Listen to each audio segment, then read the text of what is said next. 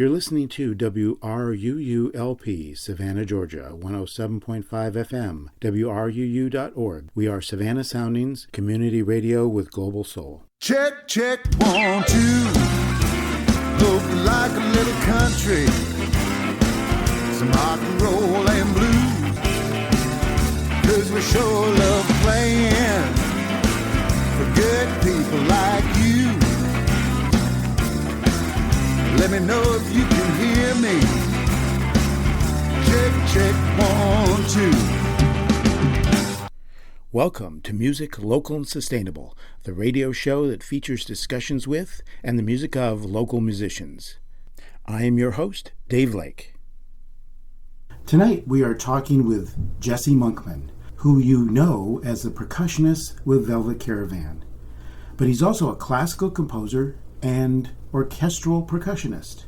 And that is what we're going to be talking about tonight. Welcome, Jesse Monkman. Thank you. I've always been confused by all those mallet instruments. The xylophone, the vibraphone, the marimba, the glockenspiel. What are these and how are they different? I guess we'll start with the marimba, since I really like to write for that instrument in particular. That instrument is set up just like a piano, and it's made out of rosewood with these bars that you play with mallets. That one in particular, when you're doing it as a solo instrument, you use 4 mallets a lot of the time, so you can do chords and be more expressive and technical with the instrument. Now with xylophone, it's just like a marimba. It also has rosewood bars, but it's much smaller, and it's set up so it actually sounds an octave higher, and it's also tuned differently. The overtones are different, and the partials, so that it's a much more sharp attack on the instrument, and you use much harder mallets for that. And vibraphone, it too is set up just like a piano, keyboard instrument, but that one is made out of metal alloy, and you hear that a lot in jazz, and it has a pedal so you can have nice long sustained notes. And glockenspiel, metal just like the vibraphone, but smaller, and that one actually sounds an octave higher than it's actually written. And that one too is played with very hard mallets, and it has a much more brilliant sound than the vibraphone. So that's pretty much it. So the instrument that the children play, that they always call xylophones, are actually glockenspiels. That's correct. Yeah.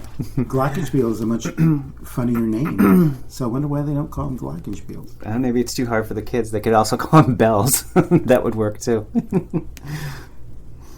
When you look at a marimba, there are 2 sets.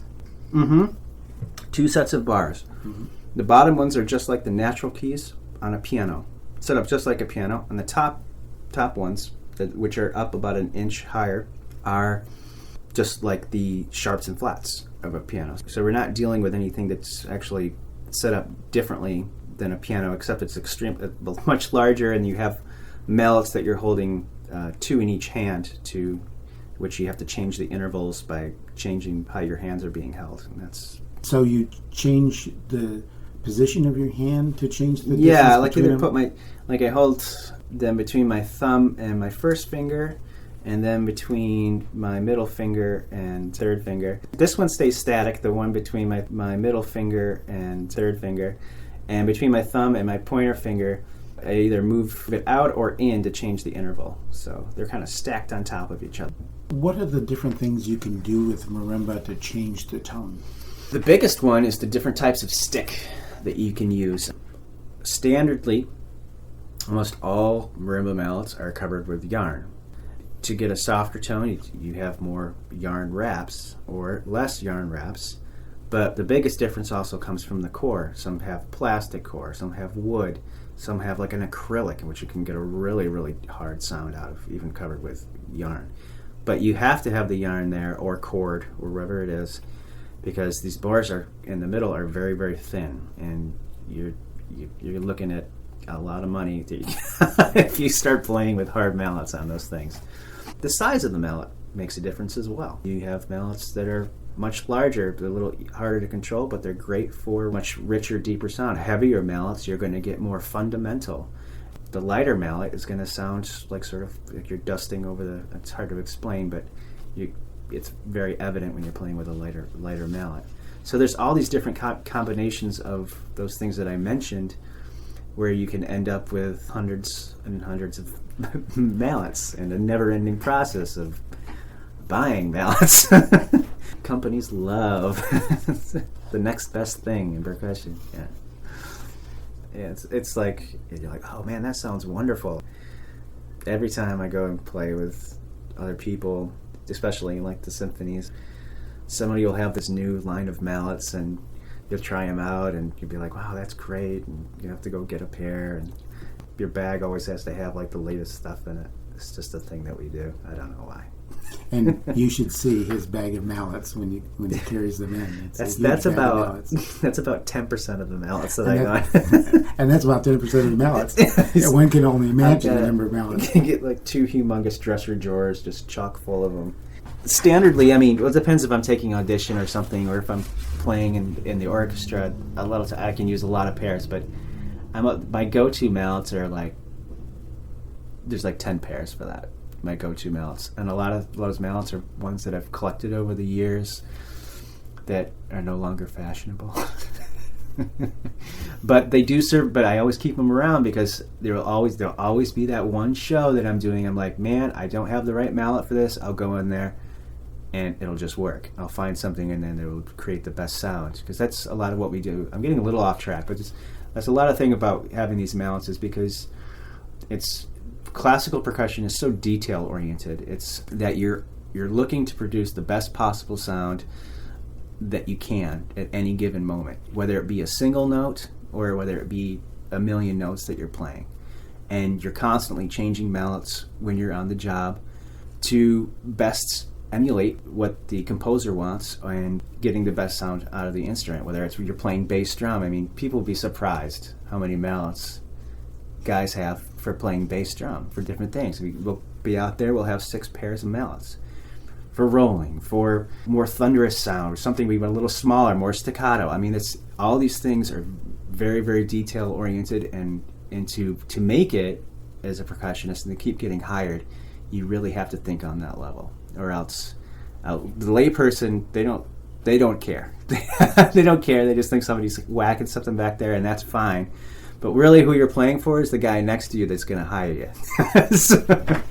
And that and the guy in the box who's the conductor.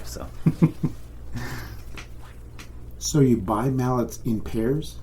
Not always, but especially for like xylophone, any mallet instruments, snare drum, sticks, anything of that nature, multi-purpose mallets, they're always bought in pairs because you never know how intricate the passage is going to be. You have to do rolls, you have to do faster patterns, so definitely need 2 sticks. Sometimes you only need 1, but most of the time you're going to use 2 for any given passage. When you're playing something like the marimba, you may be using different sticks, different mallets in different hands. That's a very good point. I didn't think to bring that up, and good job, Dave. That's actually very, very true. I should have mentioned that. A lot of times I will use graduated mallets. For the lower register, I'll have a larger mallet. It gets bigger bars, more fundamental. It'll be softer, and the hardness will go up as I go, so I can get a clear tone out of the higher register of the marimba. So it's all about having balance on the instrument. Sometimes I'll do graduated in just left hand, 2 in the left hand, and 2 of the same in the right hand. If I have a lot of patterns where I'm playing with the 2 inside mallets, those 2 will be the same because I don't want to have different sounds, and just graduate the 2 out ones. So yeah, that gets done quite a bit. And so there's a lot of changing in mallets. Absolutely. Go through the piece. Yep. Depending on the piece, a lot of times if I go into, let's say, a chorale section, if I have time, I'll change the mallet to something that will be a lot softer, larger ball to create that sustained effect. When I move to the faster passages, I'll have to move out of that because if I don't, you won't be able to hear the articulation of what I'm doing, and it won't be the right character. Yeah. How did you get interested in percussion?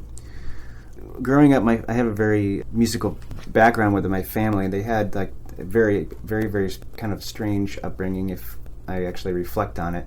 I grew up with my parents on this farm, this working farm, but half the barn was actually a dinner theater. So we'd have buses come in and they put on shows, period shows. They would sing. My father and mother had this group called Spirit of Song. They do period pieces from Renaissance to the 1920s, 30s, that type of thing. And I took that for normal, and I really enjoyed that upbringing. I took it for granted, kind of, at the time. Didn't know that it was really that unusual. But so I was kind of immersed in it, and I just started in the farm. I would beat on anything that I could find, whether it be milk buckets or the milk machines and silverware. So it was like, as soon as I could pick up a fork and a spoon, and I could play whatever was around the house, my parents pretty much knew that I was kind of destined to do that because I just couldn't put them down. And the band members now, Velvet Caravan, I drive them nuts because I still do the same thing. I can't help it. I just beat on everything. So sorry, guys, but just to my nature. Is that where the playing the back of the violin and playing the back of the bass? I think so. Yeah, it was kind of organic. I'm not sure how that really started. I think we started that at B. Matthews. That was just one of those like bolt of lightning. Let's do this, and then it kind of stuck. So why not? You're hitting a box. Why not hit the back of the bass? Well, it's a real crowd pleaser. Yeah, that's one of the things I try to do when I perform with those guys, is try to have things that are visually interesting and unusual. I don't want just a drum set. A lot of people play drum set. Nothing wrong with that. But I want to bring something that's different to the table, that people will look at and be like, I've never seen that before, and I didn't know somebody could do that. And expands people's minds. They find it interesting and visually stimulating, so it's cool. Yeah, really enjoy it. Now, the primary instrument that you play with the Velvet Caravan is the cajon. That's right, yeah. What is a cajon?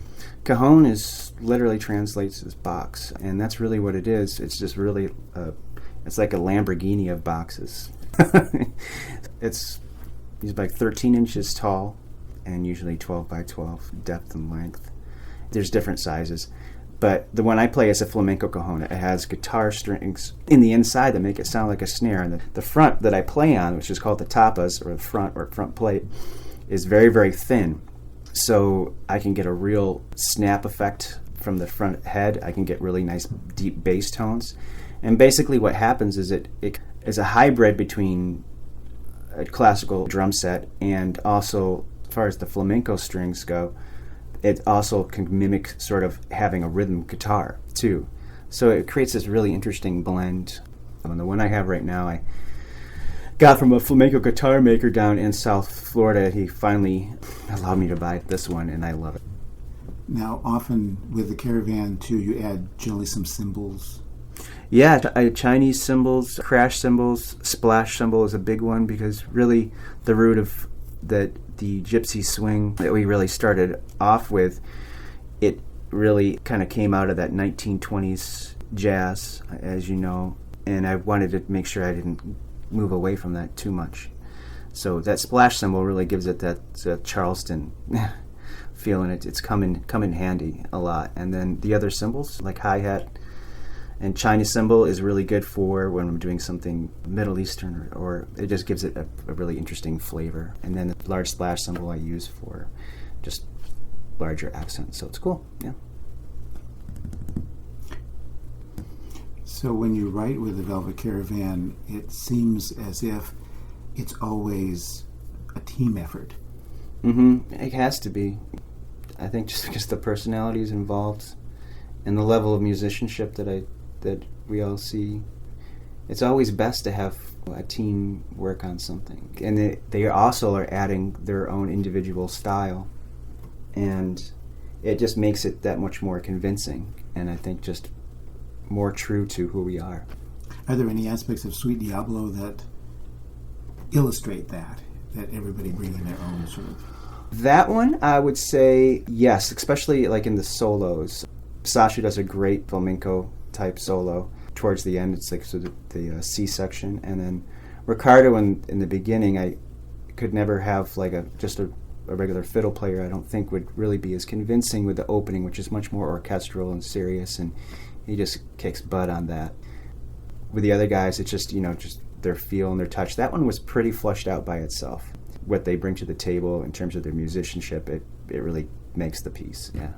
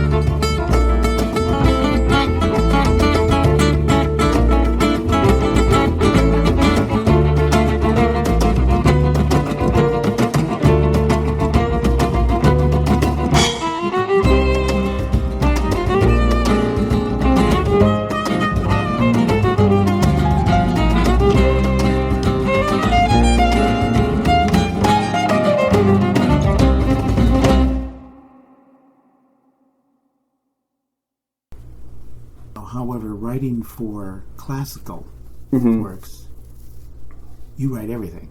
Yes, I do.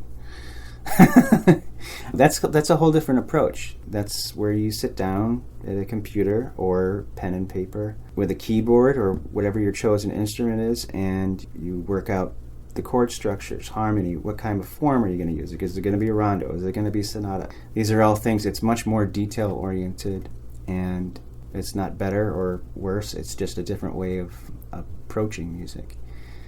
Like when I write for marimba music, every single note gets written down on the paper. You know, it's the job of the orchestra musician to just interpret that and play it. But I have found that mix of those two schools is the best way to approach, and usually my most popular pieces are ones where I don't sit down and I think about exactly what I'm going to be doing. I'll just sit at the instrument and jam for an hour, 2 hours. Sometimes a couple of days will go by, sometimes a week before I come up with motives and melodies that I think are going to really work, that affect me. And if I get a response off of something, then I know, or I'm pretty sure that other people will too. And that's turned out to be true. Then comes in the process of working in, okay, I have to think about the keys and where I'm going to be going in different sections and things like that. But initially, I think it's best to just sort of let the music come through you and to do some improvisation before you start to put that pen to paper. Yeah. I always liked to write music, but when I got into classical percussion and I started to get better at it and ended up going to college for it, I found one thing I was really missing was the fact of I wasn't being able to be expressive with my own ideas. I was playing other people's music a lot, and a lot of times there are these short little excerpts that I have to learn, and, you know, little runs and this and that, and not complete pieces. And that's our job, and I think that's really rewarding. But that part of it was missing, so I decided that just on a whim, I'm like, I need to explore this. So I just started writing music for marimba, and it was just happenstance. I wrote my first piece, and I found a publisher. They published it, and it's become one of the most popular marimba works in the world. So it's like, that's really helped me to go further with it. And I was like, well, maybe I'm okay at this. So I decided to further develop that and write more and more music, and I found it not only personally rewarding, but also the kids that would play it, whether they were in high school or in college, would be really moved by it, and I was making a difference for people, and that's something I didn't really see coming, but it did, and I find that extremely rewarding. Is that song parody? Yes. Mm-hmm. Yeah. Now, if we take a work like Parody, yes, what makes that so popular?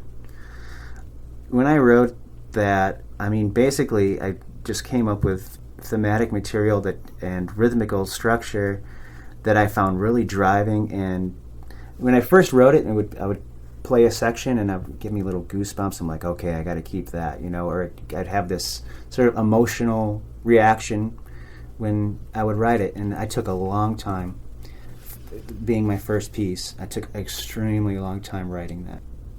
I think people just really relate to it, and it's very sectionalized. So when kids play it, they can latch onto these different sections, and they all have very contrasting emotional content. And it's also something that's really, really accessible for audience members too. So it's become kind of a very, very popular to put on programs, because not only do the kids like to play it, 'cause I enjoy playing it. If I don't enjoy playing something, I just imagine other people most likely won't. And the audience responds to it because they can latch onto it. I paint with a really big brush on that one, emotional brush, or I try to.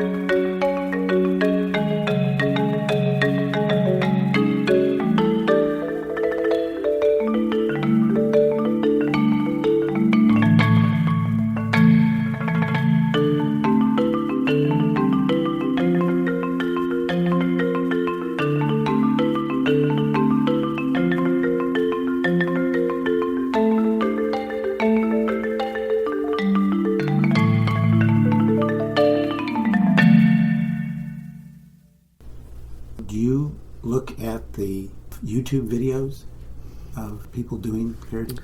Occasionally, I do look every once in a while, either that or other performances, noted performances, or if people have questions. I try not to do it too often.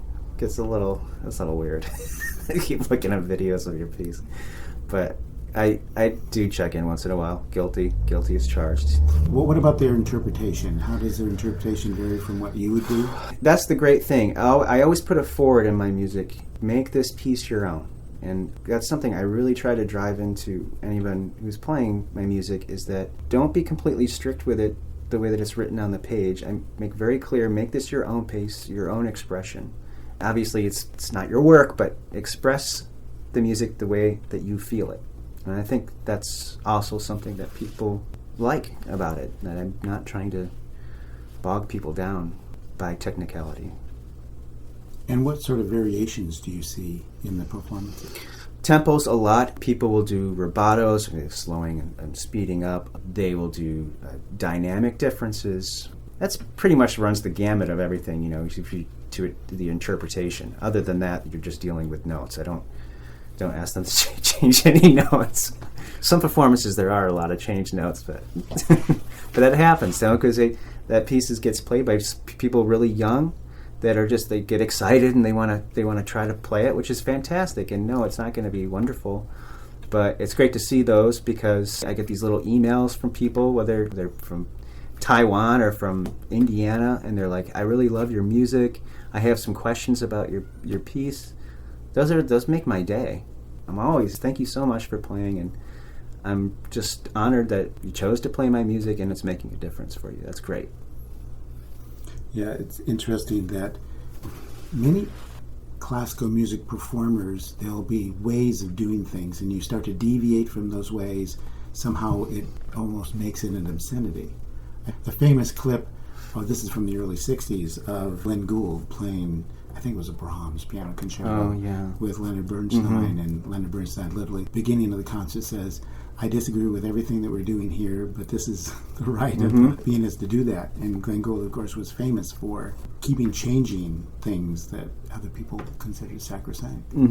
But I'm really thrilled that you are very open to having people keep the notes the same, but change things based upon your mood, on your inspiration. Yeah. A lot of times I'm pleasantly surprised. There's the last one I wrote, you don't have a recording of it, unfortunately, but the Gypsy Tonic, which was written from my bandmates for them, sort of inspired for them. And that's a marimba piece that I worked out. Jason Bake recorded it, but he was like, hey, maybe this would work a little bit better here. I mean, some guys would be like, dude, don't mess with my music. Some things I didn't like, but other things I was like, that's a great idea. That really connects those two phrases really, really nicely. Thank you. It's fine. It's a collaboration, so nice. Yeah, somebody comes from a completely different approach. Fantastic. Yeah, it's just another way to just learn how to think about things a little bit differently from a different viewpoint.